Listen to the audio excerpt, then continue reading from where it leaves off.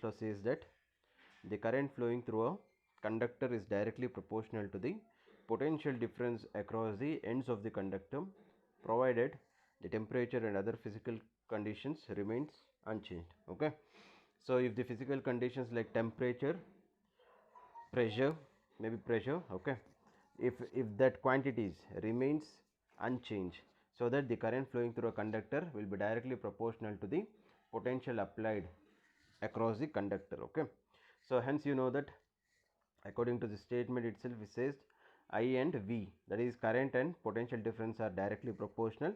So in order to write in terms of equal terms, we are going to add some constant there. That constant is called as the resistance of a conductor. So hence Ohm's law can be written as V is equal to IR, or V by I is equal to R. Okay, so when you plot the graph comes out to be as a linear. Okay, the nature of the graph comes out to be a linear line. Okay, so next is nothing but it's regarding electrical resistance. Okay, so coming to this electrical resistance, it is defined as the opposition offered by the conductor to the flow of charges through it.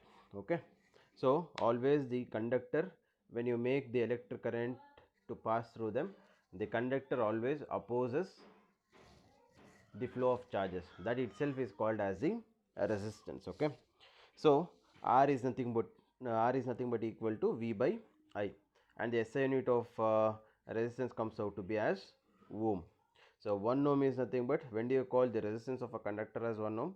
When the current flowing through the conductor is 1 ohm and the potential difference applied is 1 volt. Okay, in that case the resistance of the conductor comes out to be as 1 ohm. Okay, so next it's regarding factors affecting resistance of a metallic conductor. So coming to this factors affecting the resistance of a conductor, it's nothing but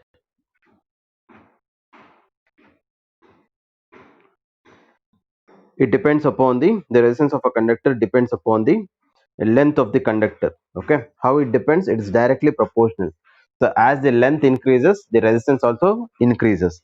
Next, it depends upon the area of cross section of the conductor. Okay, it is nothing but it is inversely proportional. R is inversely proportional to 1 by A.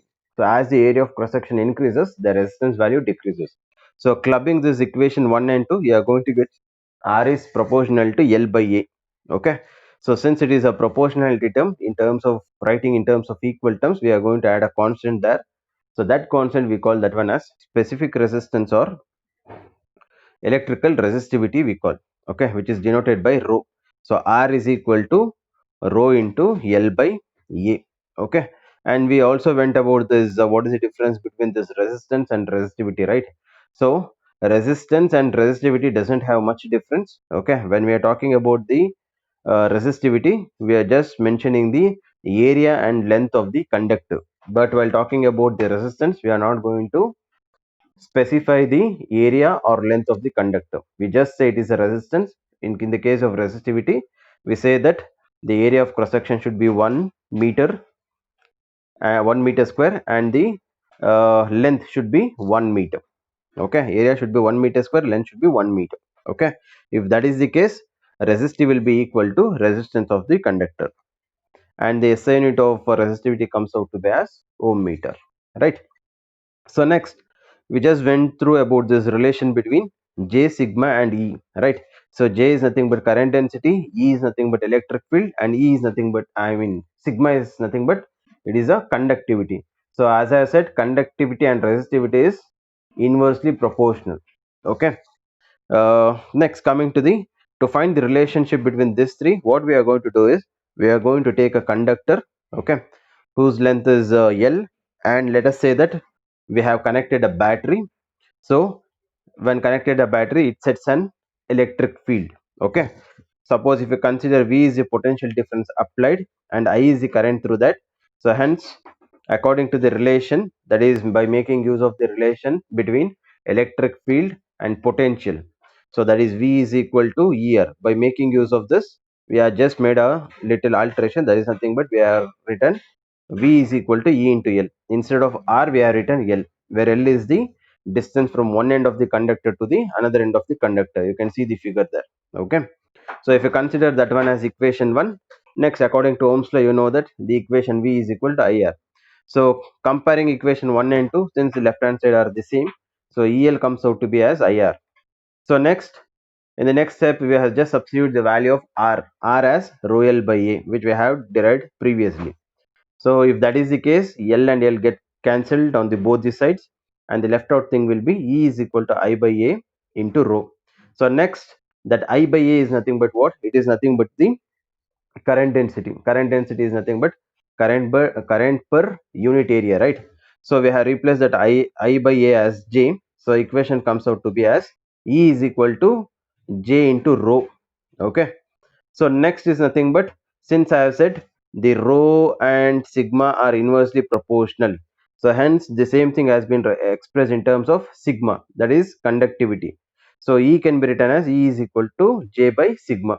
Okay, so this is the relation between the current density, conductivity and electric field.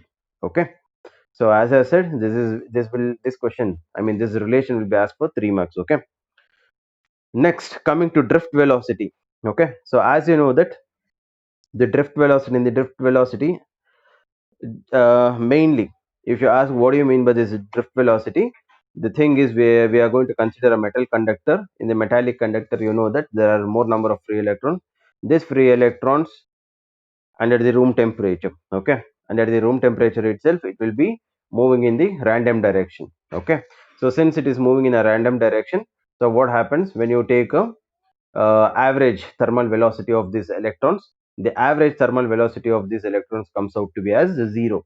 Okay, so hence since the average thermal velocity becomes 0, hence we are going to conclude that the net current is also equal to 0.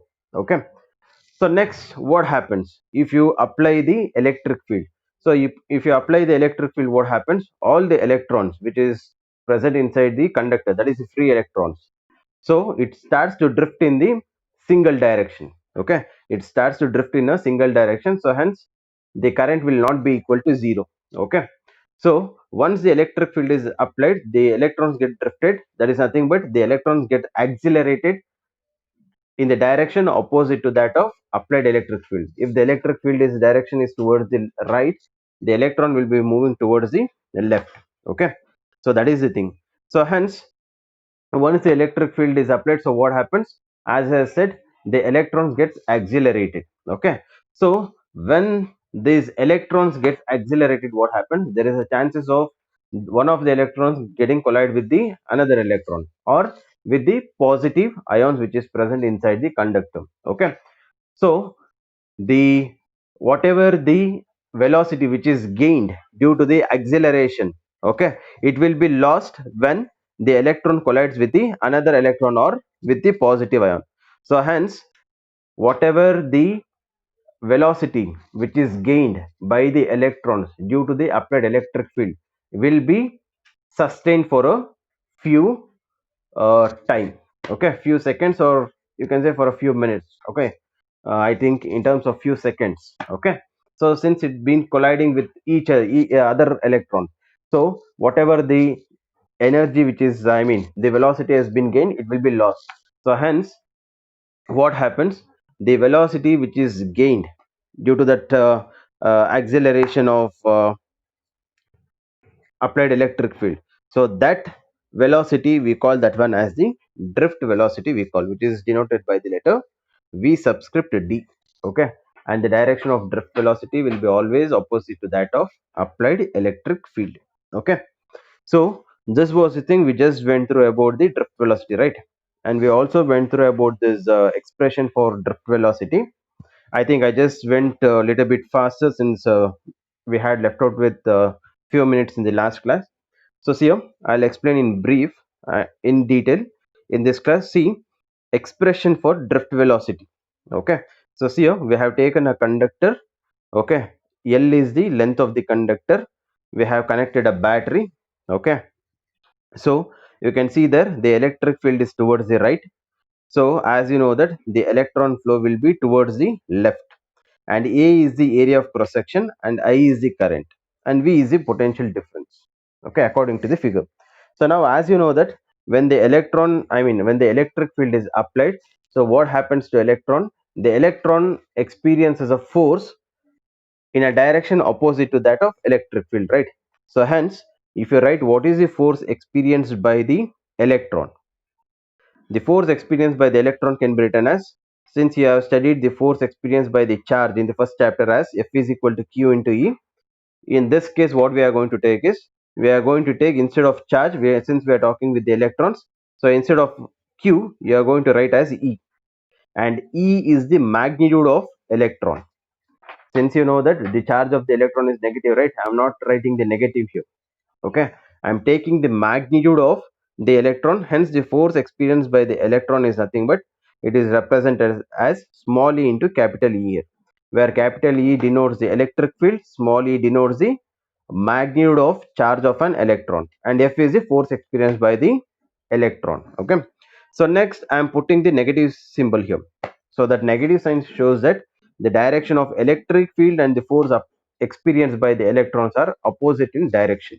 So that is what the negative sign denotes in this equation. F is equal to minus E into E, okay? So next, if you want to calculate what is the acceleration experienced by the electrons once the electric field is applied, so we are going to make use of the formula F is equal to m into A. So A comes out to be as F divided by m, okay, where m is the mass of the electron, F is the force experienced, and A is the acceleration. So now if you substitute the value of F, okay, that is the force experienced by the electron, so the equation of A comes out to be as A is equal to, okay, so A is equal to minus E into E divided by m. So this is the acceleration experienced by the electron when the electric field is applied, okay? So next, this just we went through about this, what do you mean by this relaxation time or mean free time, right? So just I'll repeat once again here. The relaxation time or mean time is nothing but the distance traveled, okay, or the small time interval where one of the electron travels before hitting the another electron is called as the relaxation time or mean free time, okay? So the time taken by the electron, okay, or the shortest time interval, okay, the shortest time interval between the two successive collision between electron and an ion in the conductor. Let us say that the electron is moving, okay?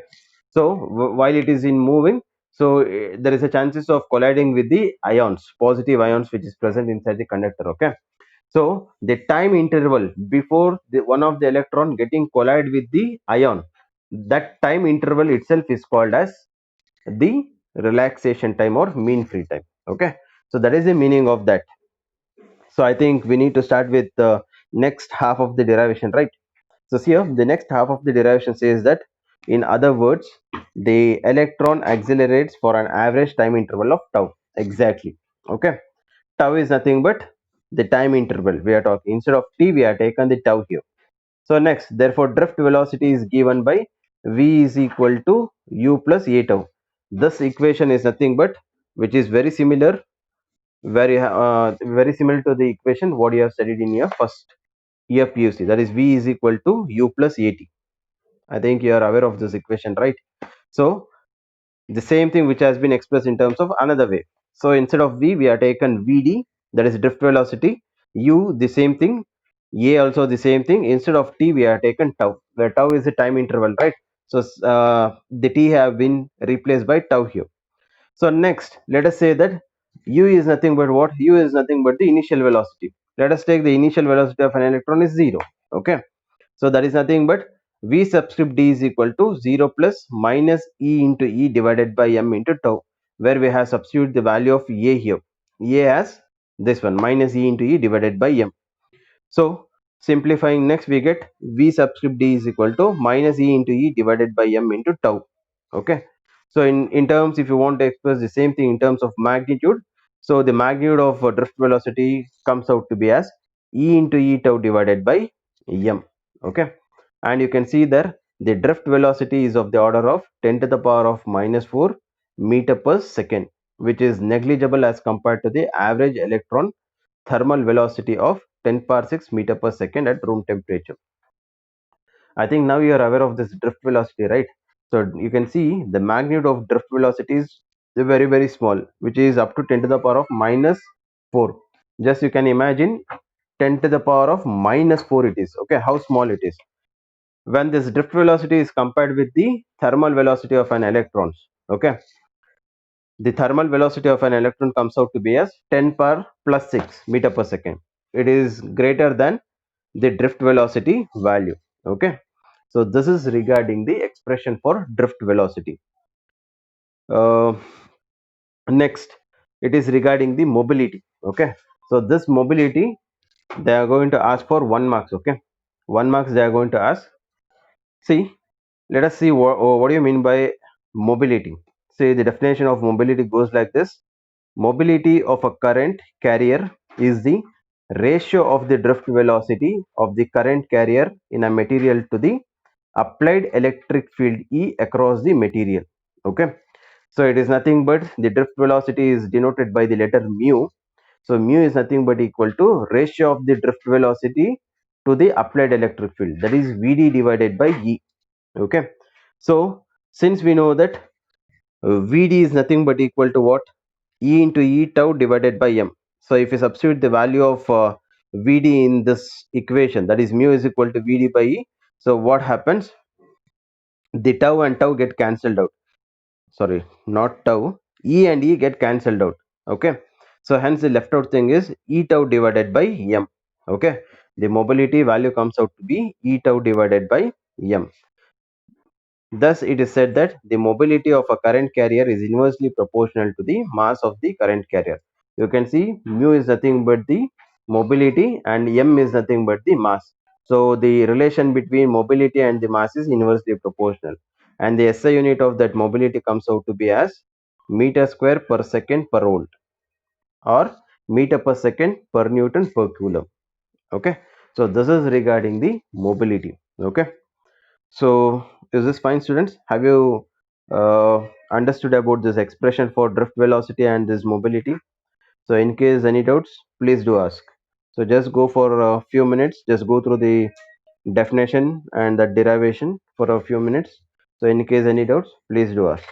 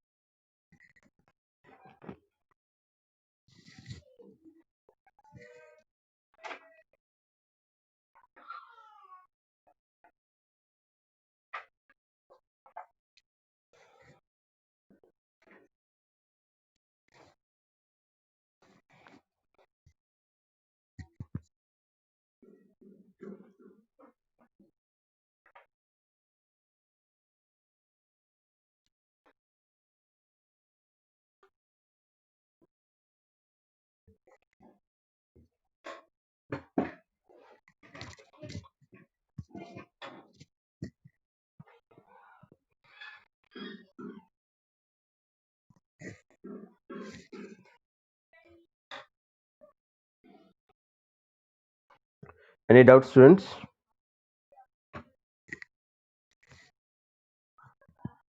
Please do reply. Have you understood? Shall we move to the next topic?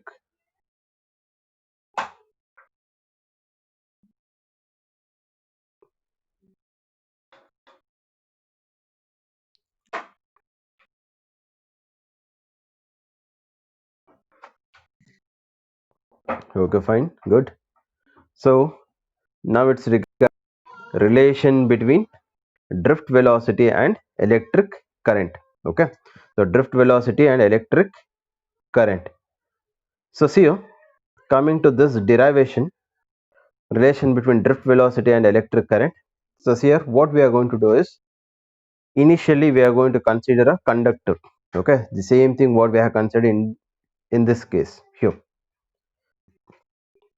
the same figure we are going to consider. Okay, so what does that figure says? It says that we have a conductor of length L. Let A be the area of cross section and V be the potential difference applied across the ends of the conductor, right? The same thing is that. Next, what we are going to do is the magnitude of electric field set up across the conductor is given by.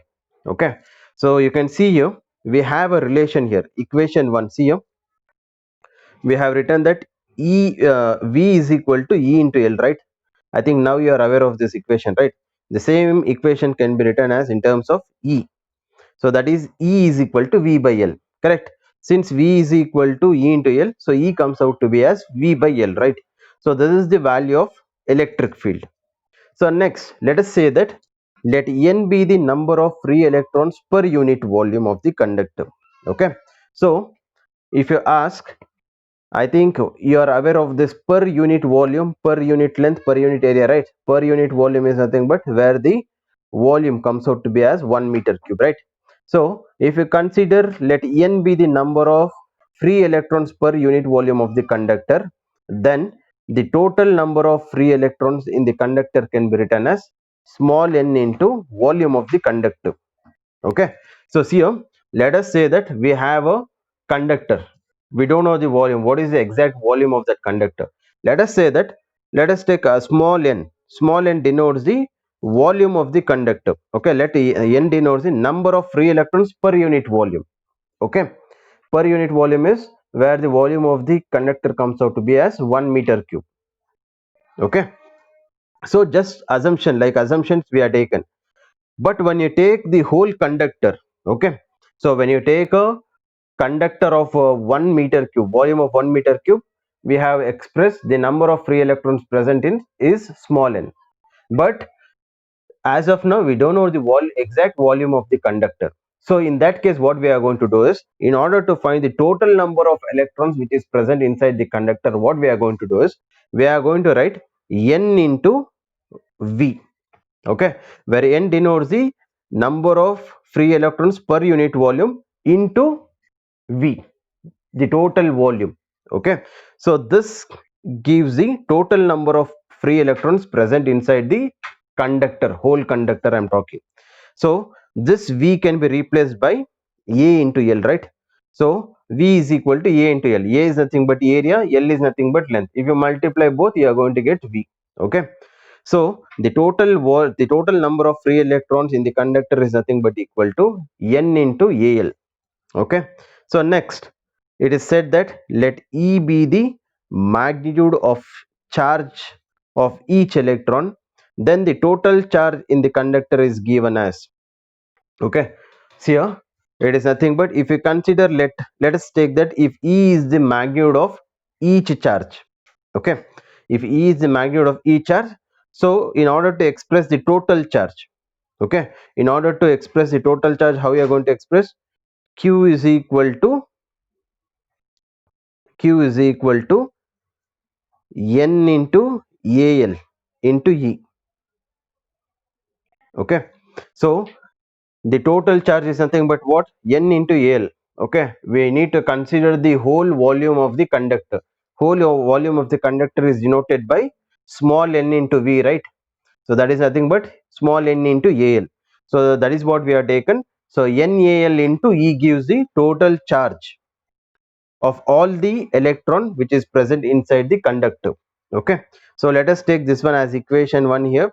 So next let us say that, as you know that you have a conductor, so we have taken let L be the length of the conductor, right?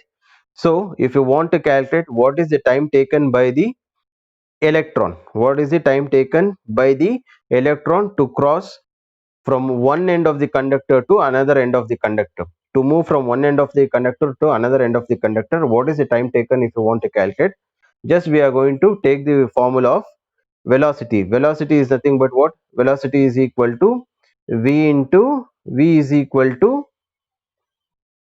distance by time, right? So that distance what we have taken is, we have taken as L here, distance by time.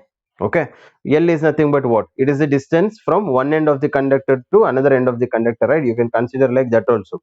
So hence we have taken the T on the left hand side, so this comes out to be as T is equal to L by V. So V is nothing but we have represented that one by Vd, drift velocity. Okay, so the time taken by the charge to cross the conductor from one end of the conductor to another end of the conductor is given by T is equal to L divided by Vd. Okay, so next, according to the definition of electric current, we know that I is equal to Q by T, right? I is equal to Q by T, where Q is nothing but equal to what?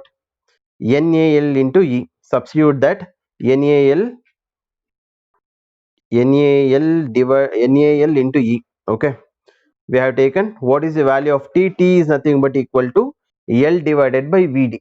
Okay, substitute that. What happens? L and L get cancelled out. The left out thing is NEA Vd. Okay, so hence the value of I comes out to be as NEA Vd. Okay, from the equation 2 you can say that I is directly proportional to Vd. Okay, so what is the meaning of that? I is directly proportional to Vd. Okay, if more number of electrons get drifted, okay, if more number of electrons get drifted, what happens? More is the electric current, right? So more the electrons drift, more is the current what you are going to get. So that is the meaning there. And you can see there N, E and A are the constant. What is A? Area of cross section. It doesn't changes, it is a constant. Next, E is what? Charge of an electron. Even that doesn't get varies. Okay. Next, what is that small n? Small n is nothing but the number of free electrons per unit volume. Even that doesn't get changes. So hence all this N, E and A are constants. Okay, so hence you can write the equation 2 as I is directly proportional to Vd. Okay, so this is the relation between the electric current and drift velocity. Okay, is this fine, students? So see here, just go through about this relation because this relation is important. Okay, so next we have two more derivation, that is the relations which is connected to this relation. Okay, which is connected to this drift velocity and electric current itself. So make sure that you have understood this relation between drift velocity and electric current. Just go through once, so that after that we will go to the next relations. Okay, please go through for few minutes.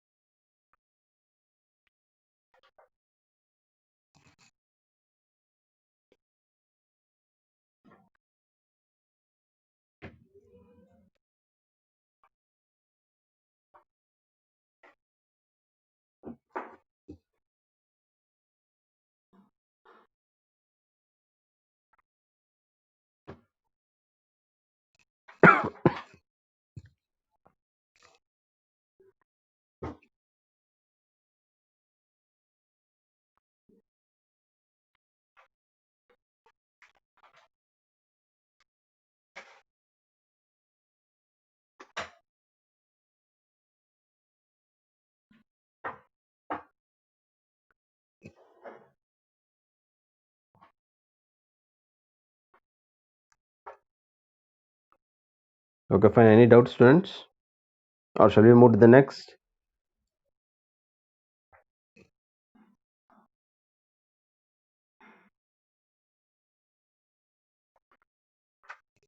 Okay, fine. See you.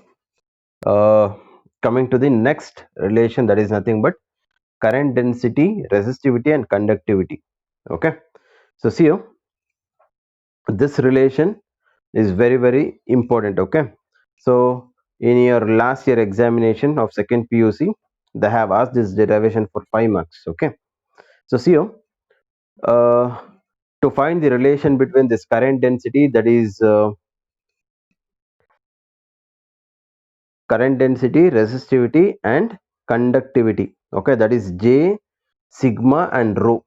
Okay, so in order to find the relation between these three, what we are going to do is, we are going to take the first thing, we are going to take the equation of drift velocity. The equation of drift velocity is nothing but what? V subscript d is equal to E into E tau divided by m, right? So next what we are going to do is, we are going to take the equation of this equation 2. This equation we are going to take, see here, that is I is equal to NEA VD.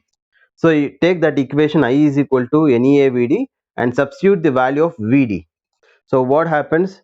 The I value comes out to be as NE square AE tau divided by M.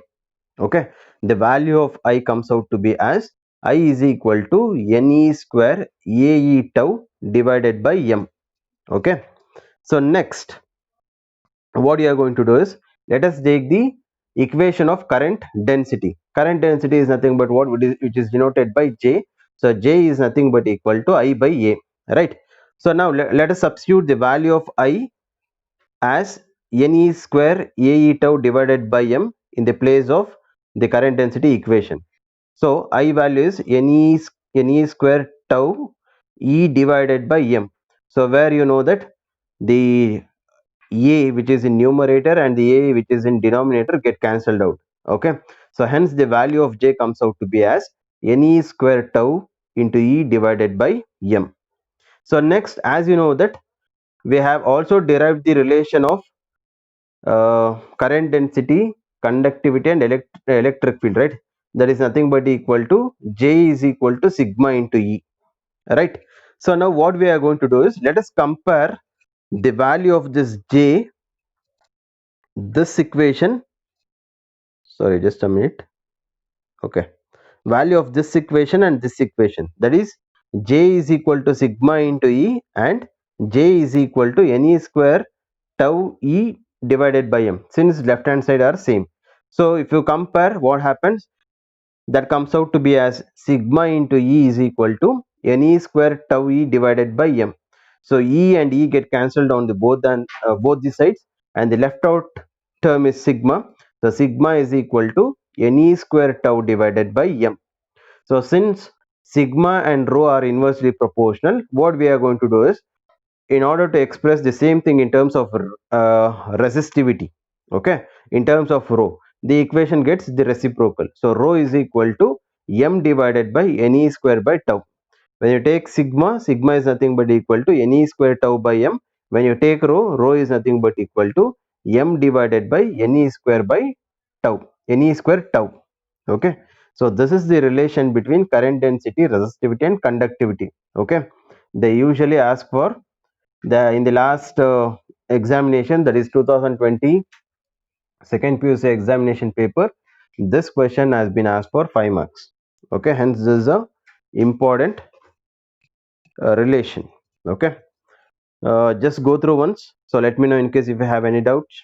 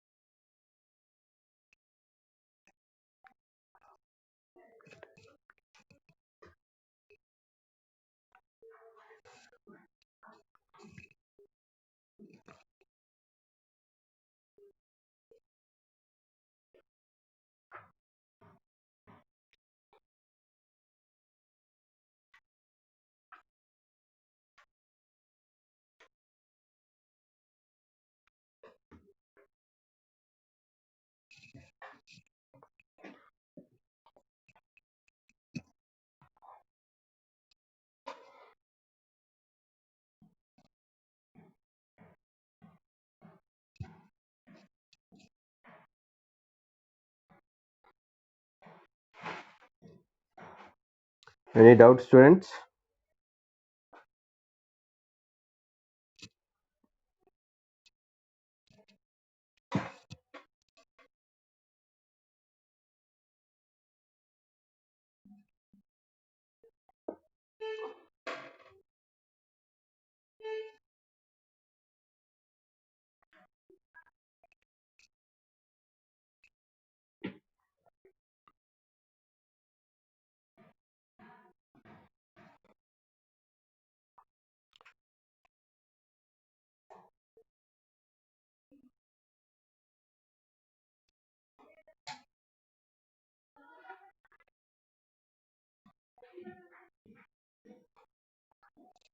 Okay, fine. I hope that whatever we discussed has been understood, right? So, in case if you have any doubts, please don't hesitate. Get it clarified your doubts there and then itself.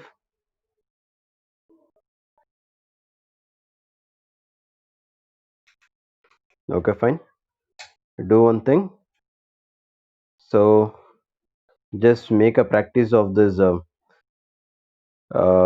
relation between drift velocity and electric current, and just go through about the definition of mobility.